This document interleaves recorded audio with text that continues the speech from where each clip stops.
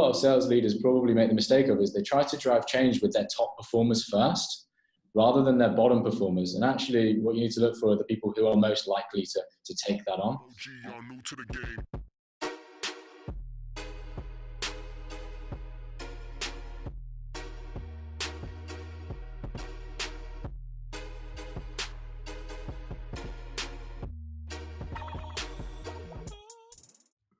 What's going on, everybody? This is Morgan J. Ingram, your host of the SDR Chronicles, bringing you motivational tips, tactics, and advice for your sales development career, your sales career, and also for your entrepreneurial career, as I believe that sales development is a mantra and focal point for your career, and also it's what we use daily in our lives. So this is where the advice and tips come in. So today we have Chris with Peakon. He's the head of SMB Sales and Sales Development. And so he's, Correct, yeah. Yep, cool. He's doing some great things over there. Companies scaling. They have offices all over the world now. So, but what he's talking about is actually a critical subject that we've never touched on before that I think is super important, which is transitioning from a lead-focused model to an account-based model. Obviously, in the beginning, as you scale your company, you're lead-focused, trying to get as many opportunities out there as possible. But then as you go upstream, you have to get more account-based focus and really focus on the needs and the triggers for the accounts you're reaching out to. So, Chris, tell us a little bit more why you're excited about this topic and a little bit more about yourself as well. Yeah, sure. So firstly, thanks, Morgan. It's an absolute pleasure to be on the SDR Chronicles for the first time. So this is a topic that's pretty close to me because I am currently in the process of transitioning our team here on a global scale at Peakon from a lead-focused approach or a quantity-focused sales development approach to a account and therefore quality-focused sales development model. With that, there's a huge number of challenges, huge number of problems, both ingrained within both potential models that I'll talk about in a little bit more detail today. But just to set the scene in a little bit more detail, so Peakon is an employee engagement SaaS platform, been going for about 4 years. Now we've seen hyper growth across the world, which has been amazing, but has set in motion a lot of different challenges and problems for us to overcome. And one of those biggest problems is actually providing quality pipeline on a continuous level across all regions. In terms of I guess regional regional global accounts. So to put it in perspective, we started off in the UK. We've grown out the Nordics market, DAC or German market, US market is something we're entering now, and also APAC. One of the problems with that has been we've pretty much gone from let's collect as many contact details and email addresses and phone numbers and reach out to as many different people with the same messaging of Peakon and getting our brand out there, to, okay, actually let's pick customers who are good customers for us, who are going to help us grow in the right way, who are going to be really successful in terms of our ARR. They're going to renew and therefore our LTV is going to be strong, but also they're going to be customers who are going to be massive advocates, help us with case studies, testimonials, and also hopefully referrals as well. And that's really one of the biggest switches from a lead focused model to an account focused model is for me is like you actually think about who you want to go after. And you put some time and effort into considering that, as opposed to sending a generic message out saying Peakon can do this, and hopefully getting a bit lucky as to whether someone happens to be in your market space or your pond you're fishing in at that particular time. If you go back to the positives of a lead focused model, then yeah, you do catch. You do get your name out there to quite a lot of people. You do catch the people who are potentially looking because you've literally hit it with so much volume potentially. Right. Yep. But ultimately, those customers in the long term might not necessarily be the best customers for you. You'll have the drawbacks of that are you'll probably have a higher churn rate, right? You'll probably have things. You'll probably have a very bored SDR team as well. Super bored SDR team. You won't be challenging them. So ultimately, like your job spec, your job description that you've written, and what dream you've sold to them in the first place is like doesn't exist after a few months. And then those customers also become very hard to nurture on a long-term basis into being advocates of your business. Right. So they're just not the right fit for you. So how do you keep those people engaged? I think that's a good point to really start off on, because like if obviously you're lead focused, they're just going through the motions and they're like, I don't want to be here anymore. How do you start giving them the opportunity to be more engaged, but also get them off the cycle of going through the motions, because that's what's been working for them? Yeah, sure. So I think there's a few things that you can obviously do with that. So first and foremost, like obviously the lead focused approach is super monotonous. Like just without so monotonous. It's like and we talk about this a lot in sales development is like, okay, the difference between AI and like having the human focused approach, right?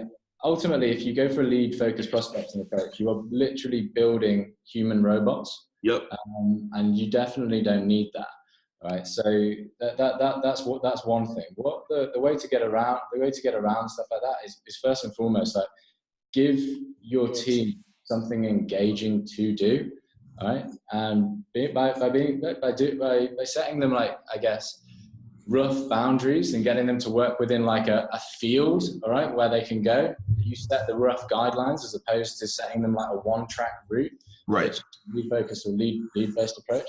You'll really tap into it. Also, like getting them to be a little bit more creative with their approach as well. That's really what like sales development reps for me want to do, and that's one of the things that when I'm interviewing I look for as well, is like, how creative can this person be?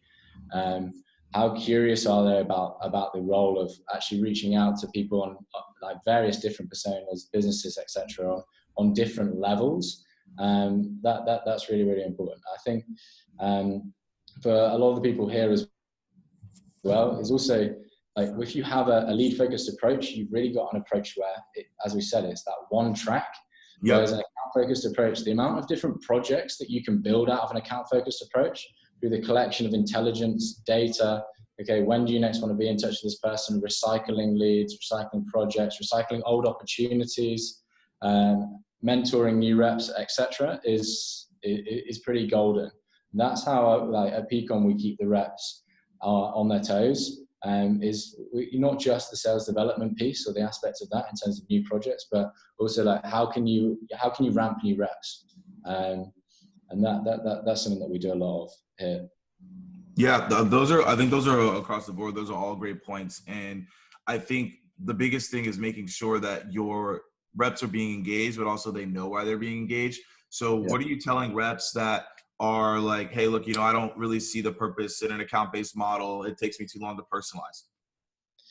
Yeah, ultimately, I think that's one of the problems with, for most managers, right, is how do you drive change across your business or across your team? Driving change for me is like, it comes from a multitude of angles. And the first angle that you've got to approach change with is like, you've got to be consistent in your messaging. And as a manager or a leader who's going to want to do that is, you've got to really think about what message you're going to be sending your reps before you even send it. Because if you send it, the worst thing you can do is you can send a message to your reps, and then a week later you realize that's wrong, and you've got to pivot. That one that loses a lot of trust between you and your rep, or your reps. The second thing is, in any team, there are always going to be people who are more susceptible to change than others, and salespeople are like, they do not like change in general, but that is a massive generalization and stereotype with salespeople. There's always people in your team who are going to be more likely to take change and try something new than other people. Usually, actually, they're people who aren't performing that well with the model that you're using right now. They're searching for something new. People who are performing really well will probably be more like, no, this is working for me. So what a lot of sales leaders probably make the mistake of is they try to drive change with their top performers first, rather than their bottom performers. And actually what you need to look for are the people who are most likely to take that on. And that's something that has worked really, really well at Peakon, is with both new starters and, because we're hiring really, really quickly, is with both new starters who don't know anything different in terms of Peakon's way of working, but also maybe your middle section of your sales team. That's where we drive the most initial change. As soon as people see that that's actually working, and we're transitioning and the results are coming through, you're booking bigger opportunities with, I guess, sexier brands. That's when the others jump on board as well, because quickly enough, that middle tier catches up to the top tier, and the top tier in your team do not like it. that Yeah, much. no, not at all. That's why I asked that question to kind of get that preface. And then additionally, from that account-based measure, how are you choosing those accounts for the reps? Are they deciding what logos they want to go after, or does marketing decide that? Is that sales leadership? How does that process work? Yeah, so I mean, our approach. So we have we have like an account-based everything approach. What I mean by an account-based everything approach is we have marketing, AEs, SDRs, and CS all on the same approach. We ultimately what we have is we have 3 tiers, like what we would call like our bullseye or top tier accounts. They're like your top logos that we really want to get into, and especially for a startup organization or an organization of our size, like they're what we would call game changing accounts. That if we got into them, it's like 100, 200, 300k ARR that we're doing some serious indents on our valuation as a business. Right. With those ones, like what we know is we know that those accounts have serious problems. And we know those problems are something we can fix. With our tier 2 accounts, we classify those in terms of like there's some trigger events that are going on there. Some they might have like a high churn in their business and it's cost them a lot of money, something like that. Like we know there's a trigger event, but we don't know if those trigger events are 100% causing problems yet. Yeah. Tier 3 and the final tiering of the accounts piece for reps is what they have there. Is just they have a hunch essentially that okay, this is maybe a relevant industry where we know there are problems generally, but there's nothing in the news, there's nothing online, we don't know that 100% they've got problems and there's no actual trigger events going on, but we've got some hunches. And usually like we split it out in terms of tier 1, you've got you've got less accounts, so like I'd say like about 15 accounts, 20 accounts depending on the rep. Tier 2, 40 to 50 accounts, and tier 3 we work with about 75 to 100 accounts. So we'd never get over on a rep by rep basis the 150 to 175 accounts. Yeah. And how have you seen that process work over the lead focus? Because obviously with lead focus, people feel like, hey, I got so many accounts, I'm feeling good, like don't bother me. And then now you have a small set of accounts that people are like worried because they're like, what if I don't have my number because now I don't have that many accounts? Like how are you guiding through that process? And then also how did you come up with that number? Yeah, absolutely. So the first bit, like how do we get to that process is first and foremost, like we prioritize like on a really simple level. Like for me, there's like 4 levels of prioritization. One, like the rep can do the prioritization, and usually they don't really do it if you just leave it up to the rep because they're just like, well, I don't really understand it, so like let's just go after everything. More accounts means more potential opportunities, which is not necessarily the case.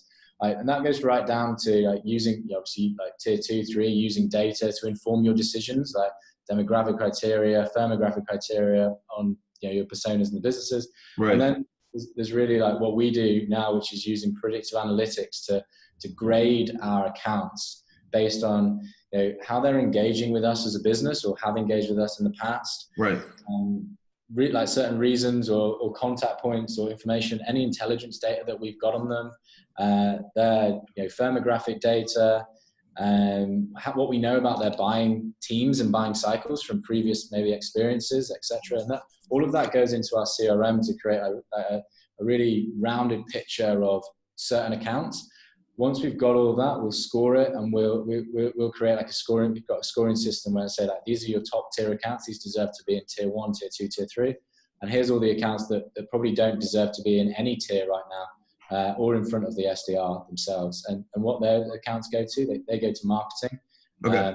You worked in the background, so you've really got all accounts and all your data being used in Salesforce, which is important from any approach. Right. But in a specific way to prioritize reps' time and guide them towards where we think key results will actually happen. Yeah. So you have the process in place. People know how many accounts that they're getting. Yeah. How do you determine the messaging? So was your lead focused messaging different? Were you just like making a ton of calls and Oh, yeah. emails, or like Yeah. how has that changed?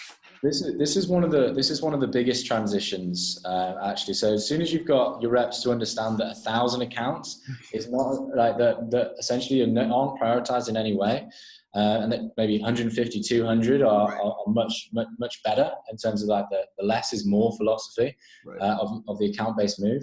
Then it really comes down to, I guess, the what that you're sending out, and the what piece is all about three main things for me. One being relevance, like how relevant is the information that you're actually sending to your prospects, and that really is reliant massively on what insights you've already gathered, or what insights the team around you are providing on those accounts to give you intelligence to direct your messaging. Then there's the personalization piece, and how you can really reach out to people on a highly personalized level, not just relevance. The difference between relevance and personalization for me is that relevance is more like, okay, this is like the here and now, whereas personalization is more like, okay, like you like, I don't know, the Dolphins as a random example. Sorry, everyone doesn't like the Dolphins out there in the States, but and that real like properly personal level that you can interact with someone, where you find that sort of information being like Instagram and Twitter and all those more like personal social feeds. And then there's the being on time piece as well. So the third and final rule for me is just be on time. And what I mean by being on time or being timely is an account piece will allow you to gather information and intelligence on when people will be joining buying cycles. That's the most important thing, is not, okay, getting through to someone and booking the meeting right here, right now, if they're just not ready as a business, but actually leaving that call or leaving that email or leaving that social trail with some sort of information, some sort of intelligence that's saying, okay, let's pick this up in November, December, January. So essentially what you're doing is you're building pipeline on pipeline to build pipeline, if that makes sense. Yep. And no SDRs really think of them. They think of themselves as people who build pipeline for AEs, but who's building the pipeline for them? Right? Yeah. They have to do that themselves. And that's really what a lot of our messaging is based around as well. But those three rules are critical for us at Peakon. Yeah, I'm glad you have rules around it, because some people are just like, all right, here, we just have accounts you're going to go after. Good luck. Right. So it's good. There's actually like a formation behind it. Yeah, you've got it. Yeah. I mean, I think for us here, like, I want to hire a super intelligent team, and I believe we have hired a really intelligent team. But it's all about giving people a guide, but not spoon feeding them. Like, push them, but in the right directions as a leader or as a manager. That's basically your job, is to guide them. Or you're called a director for a reason, right? To direct people, not to show them like everything, but just to direct them in the right way. I think putting in those guidelines just in a simple, digestible way is super easy. And it just keeps people on the right track as well. But also, people ask less questions. They work things out for themselves, which actually leads to having a really engaged team too. So if you set the guidelines, then and within a certain box parameter, then they can go and do exactly what they want. It keeps them engaged, keeps them alert. Going back to your original question, like at the start of this call, whereas a lead-focused approach really is like, here's exactly what you do. You come in, you hit, whatever, 200 calls, 200 emails a day, and it's all the same messaging. You're really not playing to the strengths of the rep or your like intelligent team that you've hired. Yeah, for sure. No, and so this is a question, because probably people face this. We talked about it a little bit, but I want to go into more detail. So let's say you do have that top performer, did really well at lead base, goes into account base, and not performing well. What do you do with that person? Because that was a top producer, but now they're not fitting within the new model. Yeah, sure. And we've had that here as well. In terms of Peakon. So first and foremost, I'm a massive believer in, like, just because it's not working straight away, It doesn't mean it can't work long term. I think you need to also look back on that particular top performer and how quickly they ramped on the lead focused approach first. That'll usually give you an indication of how quick they are to learn or pick up new things. Some people have this like trajectory where it's like, okay, really slow, and then they shoot up. Whereas other people are kind of like quite consistent with anything and pick it up quickly. But you know, we have had that before, and here I'm really, really patient with the team. Like ultimately, if I'm driving a big change into their day-to-day or into their lives, like I can't expect them to just pick it up straight away. And that really comes down to also you as a manager and you as a leader in terms of tapering in and tapering out old approaches and new approaches. It's really difficult to just say, like, as a random example for us recently would be, okay, all of our US leads that we've been working out of the UK team, you don't get them anymore. They just go to the US. Like you should take that out over time. It's the same with like tapering out a new model. And the way that we've gone about doing that is actually like the number of accounts that you've have rather than saying, okay, you've got 1,000 now and you're going to have 150 in an hour's time. It's in a snap of the finger. It's like you got to kind of settle it down. We transition it out, or we have transitioned it out. So it's gone down from like 1,000 to 750 to 500, and we've given them the time to adjust to it. I think it's also really important that all reps are trained on the new model as well. And they're not just said, this is what was going to happen. Before you do the switch, do the training so they understand. And then start actually trialing it. And you can start setting things in Salesforce. Use Salesforce to create account views where you trial the transition. Like, okay, these 20 accounts, I just want to see some personalization ready for our next one-to-one. I want to see how you've researched and how you've built out the buying team in that particular business, et cetera, et cetera. That way, you actually, as a manager, before you even have your reps potentially fail, you're creating like a safe environment for them to practice before you do the transition. The reps that have struggled as well, I guess, to ramp, what I do is like, and what we do as a management team here is like, firstly, I encourage people to do this in nowadays and age. Is like, if you've hired them in the first place and they've been really successful, I promise you they'll be really successful again. You just need to put a little bit of time into the transition. You can do performance reviews and all that sort of stuff, but actually the time that is much better taken, and I've done them before, but the time's much better taken actually just sitting down and teaching someone how to do it. If they're a top performer once, they're going to have the thirst and hunger to be a top performer again. You just need to give them again those guidelines and take them back to basics on that account. Because a lot of people, if they're top performers, that it will hurt their egos and they will like plummet straight down. Exactly, and be like, I suck at this, and then you end up losing them. Yeah, it's not a good formula.